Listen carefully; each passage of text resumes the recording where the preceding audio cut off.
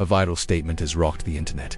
Men who pay all the bills get cheated on. For many, this sounds like nothing more than another attention-seeking take on social media. But beneath its surface lies a bitter truth, one rooted in human psychology, evolutionary instincts, and the slow erosion of masculine self-respect in modern relationships. This video isn't about blaming women. It's about revealing the unconscious dance of power, attraction, resentment, and projection that defines so many dysfunctional relationships today. We're diving into the murky waters of human psychology, where provision meets betrayal, where generosity turns to contempt, and where the very acts meant to secure love often destroy it. To understand the weight of this claim, we must look deeper than gender roles or money. This isn't a debate about whether a man should provide. The real issue is what happens in a relationship when provision becomes transactional, unreciprocated, and ultimately unappreciated. Carl Jung once said that people will do anything, no matter how absurd, to avoid confronting their own soul. And modern relationships, more than anything else, have become a battleground for avoiding this confrontation. We use money, gifts, and constant giving as shields against the vulnerable truth of simply being ourselves.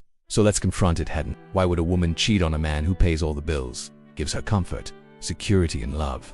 Isn't that what most people claim to want? Isn't that the fairy tale we've been sold since childhood? The answer lies in something most men never want to admit. Provision alone doesn't guarantee love, nor does it buy respect. In fact, when given without boundaries, provision often creates contempt. It's a psychological paradox, defies our rational understanding of fairness and reciprocity. The first truth we need to examine is this: women do not fall in love with wallets. A man who gives everything without discernment is not showing strength. He is showing fear. The fear of not being enough without his money. The fear of losing her unless he constantly proves his worth.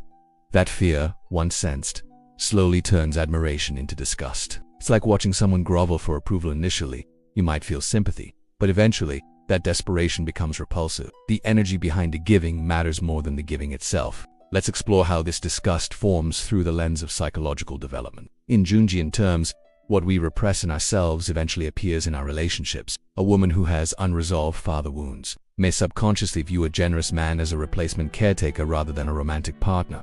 When he pays the bills, she regresses into emotional childhood. She receives, but does not bond. She is protected, but not awakened. And because she cannot respect the father she never truly had, she cannot respect the man now standing in his place. This psychological regression creates a dangerous dynamic. The woman begins to see her partner as a parent figure, someone who should provide unconditionally, someone she can take from without reciprocating adult-level emotional intimacy. The relationship becomes infantilizing rather than empowering. This phenomenon creates a psychological split. On one side, the woman is comforted.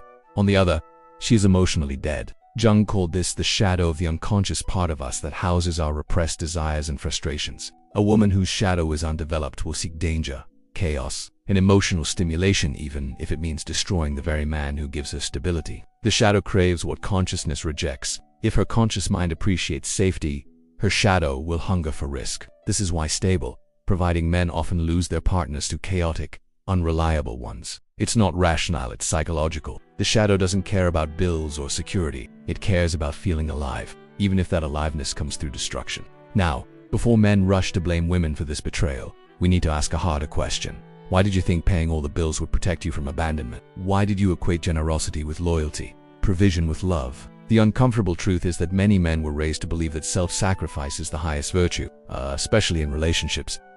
They were taught to give, but never taught to discern. They learned that good men provide, but nobody taught them that provision without boundaries is self-destruction. This conditioning often begins in childhood. Boys watch their fathers work themselves to death for ungrateful families. They see their mothers complain despite being provided for. Yet somehow, they internalize the message that they must repeat this cycle to be worthy of love. This lack of discernment is a form of emotional blindness. You can be financially rich and emotionally poor, and when you give from a place of desperation rather than conviction, your partner can feel it. It's not the money she resents, it's the subtle energy of unworthiness behind it. She feels emotionally trapped in a gilded cage, and the shadow in her seeks to escape. The cage isn't made of circumstances, it's made of the provider's neediness, his unspoken demand that she love him in return for his sacrifices. There's another layer to this dynamic, one rooted in female hypergamy. Hypergamy is the biological tendency to seek a partner of higher status, strength, or value. It's not a moral failing. It's an evolutionary survival mechanism that ensured women chose partners who could protect and provide for offspring.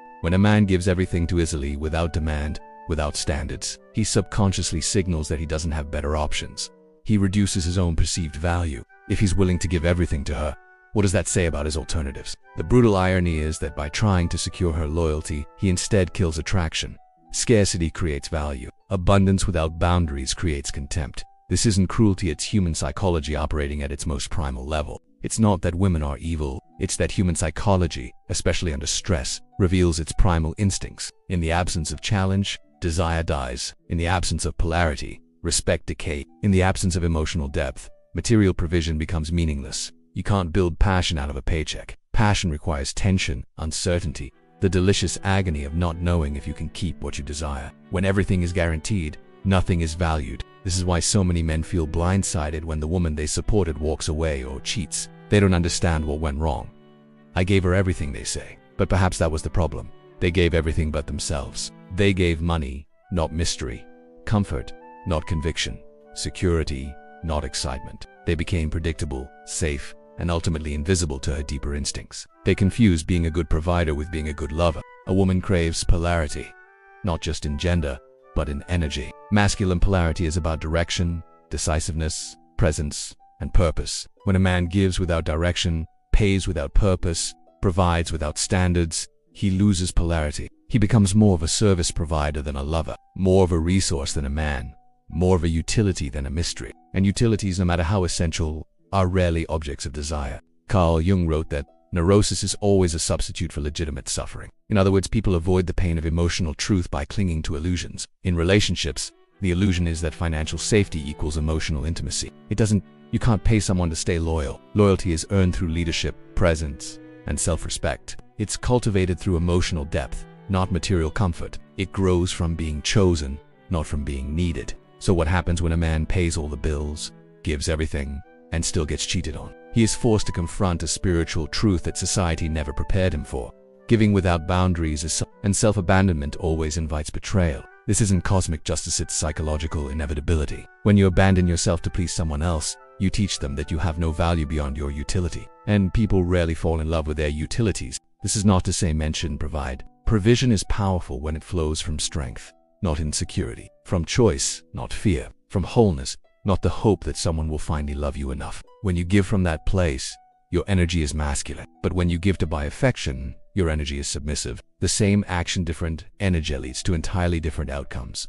One awakens loyalty. The other breeds contempt. Women sense the difference intuitively. They can feel the energy behind the gift. Is this coming from abundance or scarcity? From strength or weakness? From love or fear? The energy determines the response more than the action itself. Many women today have been conditioned to view provision as an entitlement, not a gift. This entitlement warps their ability to bond emotionally. But it's not entirely their fault. Modern culture teaches them contradictory messages about masculine value. On one hand, they're told that if a man can't provide, he's useless, but if he does provide, it's just the bare minimum. This double bind creates chronic Nothing is ever enough because the standard itself is impossible to meet. But here's the twist. The more you try to meet those unrealistic expectations, the more invisible you become. The moment you try to earn love with labor, you are no longer a lover, you're an employee. And employees can be replaced. This is why women cheat on men who pay all the bills. Not because they're evil, but because the relationship lost its polarity, its tension, and its soul. It became transactional rather than transformational. We must also talk about emotional hunger. Many women today are emotionally malnourished, raised in homes with absent fathers or inconsistent love. When they enter relationships, they carry an unconscious void that no amount of money can fill. What they really crave is presence, emotional depth, psychological safety, the feeling of being truly seen and valued for who they are, not just protected and provided for. But when that's missing, they seek thrill as a substitute. The man who pays all the bills often believes he's protecting her from struggle, but in doing so, he also shields her from emotional accountability. She never learns to appreciate, she never learns to suffer for what she wants. And suffering, contrary to popular belief, is necessary for deep love.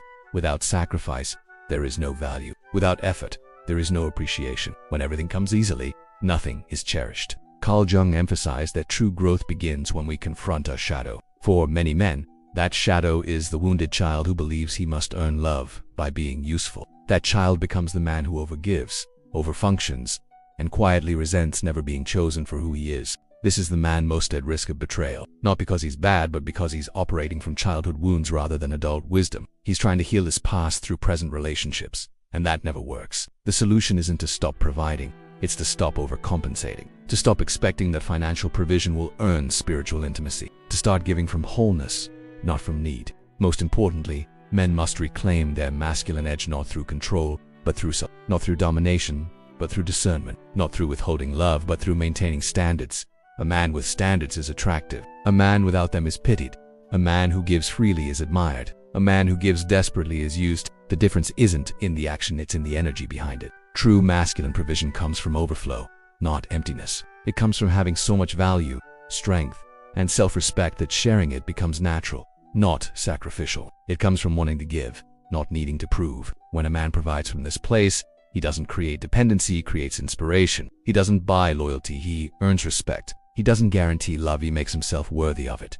This is the path forward. Not less generosity, but more discernment. Not less giving, but more self-respect. Not less love, but more wisdom about how love actually works. The men who pay all the bills and get cheated on aren't victims of female cruelty. They're students in the hard school of human psychology, learning that love cannot be purchased, only earned through being the kind of person worth choosing every day. Understanding this doesn't make the betrayal hurt less, but it does make the lesson clear. Your value isn't in your wallet. Your worth isn't in your willingness to sacrifice. Your lovability isn't in your utility. You are worthy of love simply by being who you are, but you must believe that first. You must embody that truth. You must live from that conviction. And when you do, provision becomes a gift, not a transaction. When you give from wholeness rather than woundedness, from strength rather than fear, from choice rather than compulsion, everything changes. You stop attracting people who see you as a resource and start attracting those who see you as a person. This is the deeper truth beneath the viral statement. Men who pay all the bills get cheated on not because provision is wrong, but because desperate provision reveals an absence of self-worth, and people rarely love what doesn't love itself. The path to healthy relationships isn't through less generosity, it's through more self. Not through less giving, it's through more discernment. Not through less love, it's through more wisdom about what love actually requires. Love requires presence, not just presence. Connection, not just cash. Depth, not just dollars. And the man who understands this will never again wonder why his generosity wasn't enough to guarantee loyalty, because he'll know that loyalty, like love, cannot be bought. It can only be earned through being the kind of person who inspires it naturally, effortlessly, and authentically. This is a real lesson hidden in the pain of betrayal. The question isn't whether you should provide. The question is, from what place within yourself are you providing? From wound or wholeness? From fear or love?